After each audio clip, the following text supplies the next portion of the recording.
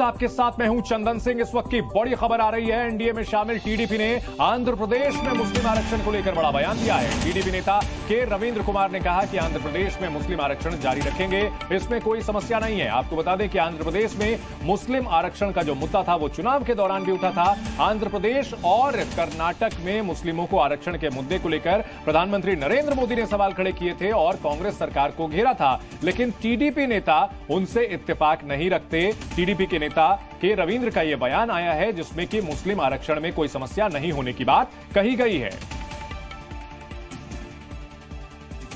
तो मुस्लिम आरक्षण का मुद्दा जो कि चुनाव में छाया रहा था, अब इस पर टीडीपी ने अपना स्टैंड साफ कर दिया है। Reservation will be continue in Andhra. Pardon? Muslim reservation will be continue in Andhra. Yes, we will continue that. There is no problem at all. Muslim reservation will be continue in Andhra. Pardon? Muslim reservation will be continue in Andhra. Yes, we will continue that. There is no problem at all. Muslim reservation will be continue in Andhra. Pardon? Muslim reservation will be continue in Andhra. Yes, we will continue that. There is no problem at all. और इस वक्त की ये बड़ी खबर आपको बता दें कि टीडीपी की ओर से साफ कहा गया है कि मुस्लिम आरक्षण आंध्र प्रदेश में बरकरार रहेगा।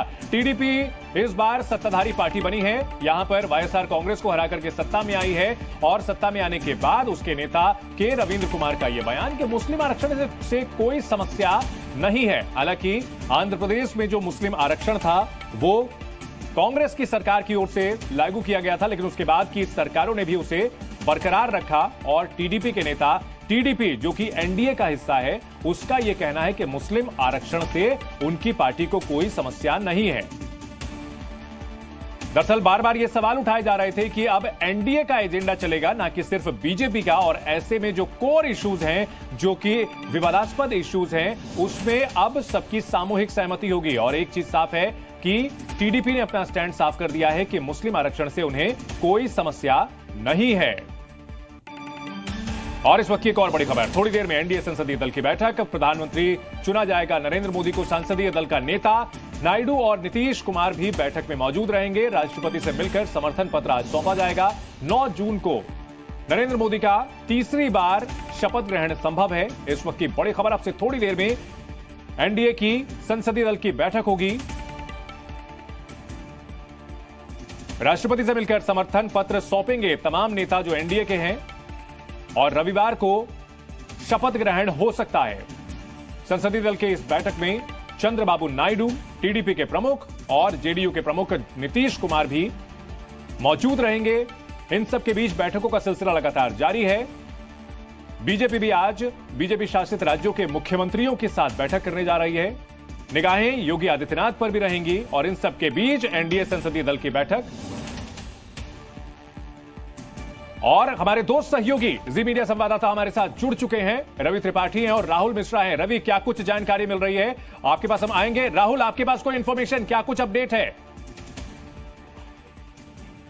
देखिए, जदयू की बैठक अब खत्म हो चुकी है और जदयू की बैठक से सारे के सारे जो जदयू के नेता हैं वो सारे निकल करके और उसके बाद एनडीए की बैठक में शामिल होने के लिए निकल चुके हैं। अब से थोड़ी देर बाद यहाँ पर मुख्यमंत्री नीतीश कुमार भी यहाँ से अब निकलने ही वाले हैं। राहुल, कोई मैसेज दिया गया है क्या? कुछ इस बैठक में हुआ है ये बताएं, क्या कुछ कोई जानकारी मिल रही है? क्या संदेश दिया है नीतीश कुमार ने? कहा जा रहा था केसी त्यागी के बयान जैसे बयान ना दिए जाएं, ये संदेश दिया जा सकता है। देखिए, बयान से बचने के लिए जरूर कहा गया है। उसके साथ ही साथ क्योंकि मंत्रालयों को लेकर के आखिर में यहाँ पर चर्चा किया गया है कि मंत्रालय कौन कौन से मंत्रालय यहाँ पर आने चाहिए, और जब हमने जदयू के तमाम नेताओं से बात यहाँ पर की है तो रेल मंत्रालय को लेकर के ये लोग चाहते हैं कि बिहार के पास ज्यादातर रेल मंत्रालय रहा है और ये कोशिश जरूर रहनी चाहिए कि बिहार के पास इस बार भी फिर से एक बार रेल मंत्रालय यहाँ पर मिले। स्पेशल स्टेटस के मुद्दे पर भी गाए बगाए तमाम नेताओं ने कहा कि स्पेशल स्टेटस बिहार को फिर से। ठीक है रवि, रेल मंत्रालय और स्पेशल स्टेटस जो है ये मांग हो सकती है जेडीयू की ओर से, और क्या कुछ जानकारी आपके पास?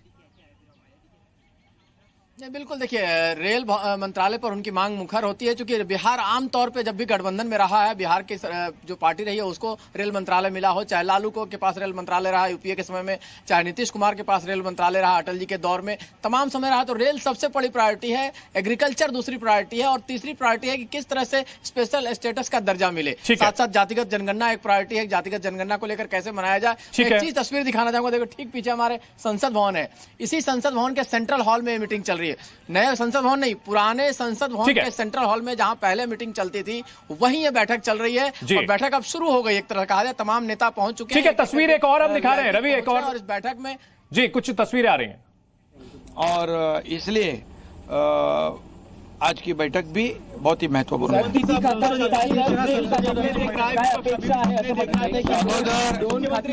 अगोदर सर्वात प्रथम आमचा उद्देश असा आहे की मोदीजींना प्रधानमंत्री बनवायचं। तो उद्देश आता सफल होताना दिसतोय आणि शिवसेना पक्ष अतिशय आनंदित है। ये तस्वीर जो हम आपको दिखा रहे हैं जेडीयू के संसदीय दल की बैठक की है। नीतीश कुमार अपने सांसदों के साथ यहां नजर आ रहे हैं, प्रफुल्लित मुद्रा में। जिस तरह से बिहार के जो लोकसभा चुनाव के नतीजे आए हैं उसमें 12 सीटें मिली हैं और कद काफी बढ़ा है। इन सब के बीच हमारे साथ रविंद्र कुमार भी जुड़ चुके हैं। रविंद्र, जेडीयू की ओर से जिस तरह से बात आ रही है कि रेल मंत्रालय हो सकता है, स्पेशल स्टेटस का हो सकता है, इन सब के बीच आंध्र प्रदेश से एक बड़ी खबर आई कि टीडीपी के नेता यह कह रहे हैं कि मुस्लिम आरक्षण से कोई समस्या नहीं है। बीजेपी का क्या स्टैंड हो सकता है? अब देखिए, जो मुस्लिम आरक्षण है उसको लेकर प्रधानमंत्री नरेंद्र मोदी ने अपने रैलियों में साफ तौर पर पार्टी का जो नीति है उसके बारे में बोल चुके हैं, गृह मंत्री भी बोल चुके हैं। तो मुस्लिम आरक्षण बीजेपी कभी भी एक्सेप्ट नहीं करेगी, ये क्योंकि संविधान के खिलाफ है, ये साफ तौर पर कहना है, और बाबा साहब अम्बेडकर का हवाला देते रहे जी। तो देखिए, टीडीपी हो या नहीं, लेकिन ये सरकार तो बीजेपी की नहीं है, तो एनडीए की सरकार है। अब तो कॉमन मिनिमम प्रोग्राम सबको साथ लेकर चलना पड़ेगा, सिर्फ अपना एजेंडा नहीं चल सकता है। और जिस तरह से टीडीपी ने साफ कर दिया कि हमें कोई समस्या नहीं है, ऐसे में अब देखना है कि आगे बीजेपी का क्या स्टैंड रह सकता है। ऐसे कई और मुद्दे उठेंगे। इस बीच चिराग पासवान क्या कह रहे हैं वो भी सुनाते हैं। महज एक औपचारिकता है हमारे प्रधानमंत्री जी को नेता चुनने की। हम सब ने उन्हीं के ही नेतृत्व में चुनाव लड़ा, और उन्हीं के नेतृत्व में ये सामर्थ्य था कि लगातार तीसरी बार एनडीए प्रचंड बहुमत के साथ सरकार बनाने जा रहा है। ऐसे में आज तमाम एनडीए के सांसद इकट्ठे होंगे संविधान सदन में, वहां पर इकट्ठे होकर इस औपचारिकता को पूरा किया जाएगा, और जल्द एनडीए सरकार बनाने जा रहा है। तीसरी बार प्रधानमंत्री जी शपथ लेने जा रहे हैं, और ये सरकार उतनी ही मजबूत होगी जितनी मजबूती से पिछले 10 सालों में ये सरकार चली है। और जैसा मेरे प्रधानमंत्री जी ने कहा था कि ये 10 साल तो ट्रेलर हैं, अभी कई कार्य और होने बाकी हैं।